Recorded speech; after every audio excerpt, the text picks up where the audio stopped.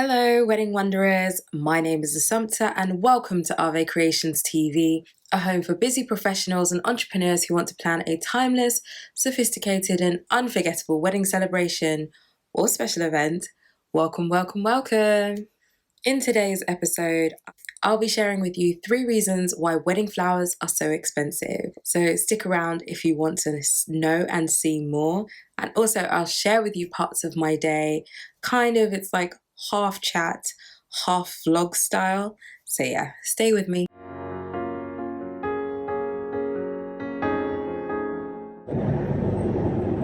So I'm going to take you along my day. Hopefully you can hear me. And let's go.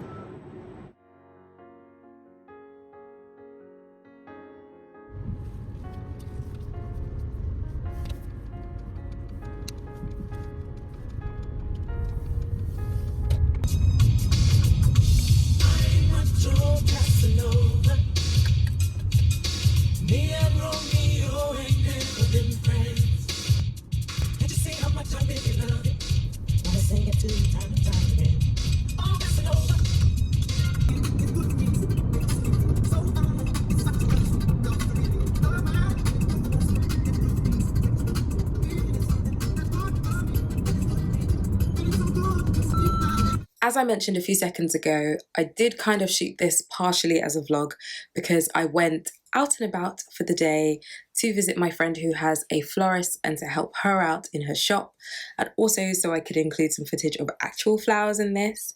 Oftentimes people think that when you're planning a wedding and you go to a supplier and ask for a quote, that they immediately hike up the price because you hear the word wedding. That is not true for most of the people in the industry. That is not to say that some people maybe don't do that, but for the majority, they are actually paying for their time and their cost. Before I continue, if you're not subscribed already, then please make sure you subscribe below and make sure you stick around to the end of the video so you can hear all 3 reasons and let me know what you think.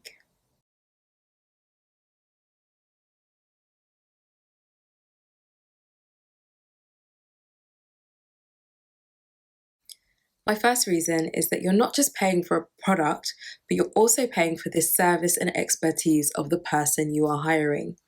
Flowers nowadays more so are a luxury item or items, don't know how to quantify that. And not only can they be expensive depending on the variety, that will be addressed in the second point, but you are paying for the hands and the knowledge of the person creating the designs for you. It's a little bit different if you were to just wander into a supermarket and pick a bunch of flowers. They are designed to be put in a vase, so therefore the price point is completely different. Whereas if you're approaching somebody to design your wedding for you, not only are they giving you their years worth of training and experience, but also their creativity and their time. When you really break down the amount that you're being quoted, oftentimes florists or floral designers are being paid minimum wage or far less than you would assume. So don't be so quick to think that they are just hiking up the prices for the sake of it. So as I said, to recap, number 1 is you're paying for a product, the actual flowers, and a service. Let's not forget that unless you're using British flowers or the flowers native to whichever country you're in, they have to be flown in from all over the world. Sometimes they're shipped in, but also the florist themselves has to work those flowers. They order them days in advance. There's a lot of work that goes into them. I'll put in a clip shortly so you can see. So imagine doing that for thousands and thousands of stems, especially if you have massive installations at your wedding. This is why the cost can go up. Think about the cost of labor. How much would you like to charge for doing this? The second reason is that the type of flower you choose is so important. If you decide that you only want roses at your wedding and you pick a particularly large-headed, super luxurious, expensive rose, then your design is going to be super expensive.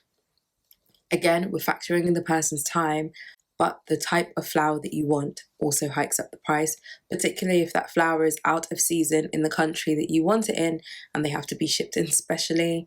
If you go with seasonal flowers, they tend to be cheaper because they are in abundance, so maybe speak with your florist about that. But when you're working with a florist or floral designer, they can generally tend to recommend blooms that are within your budget, so just ask questions. I am hoping that you can hear me. I'm about to go and do some deliveries now for my friend.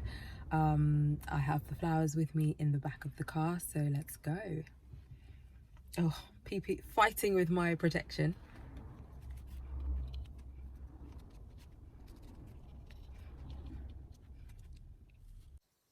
The final point, which also kind of links in with the first and second, is that the other associated costs that you don't see, apart from all the florist education, time spent, experience, it's also their overheads. The flowers have to get to you somehow. That includes transportation, the space in which the flowers are created, that also has overheads, and I'm talking electricity, light, etc., etc. Think about all of these small things that probably don't occur to you, but is a very real cost for the florist themselves. These are all factored into the cost of your flowers.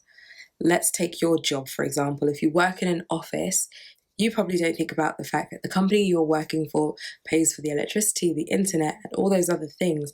It's the same if you own a business. Those costs have to go somewhere and be accounted for. As I said earlier, many florists only get paid minimum wage, depending on how they're pricing for profit. But please don't assume that everybody is laughing all the way to their bank because they just want to fleece you of your money. That is not true at all. Most florists are just charging according to their time, the expenses, and also based on the cost of the specific blooms that you want to see on your wedding day. I hope that helps. Please let me know if you have any questions. In case you didn't know, I'm not just a wedding planner. I also do some floral styling. So this is why I know the answers to these questions, but also as a planner, this is why I know. But yes, if you have any questions, do let me know. Let's have a chat in the comment section. If you're new around here, welcome. If you're not subscribed yet, what are you waiting for? Hit the subscribe button so you can be kept abreast of any more tips and tricks that I have, and also to share some more information. And I will catch you in my next video. Take care.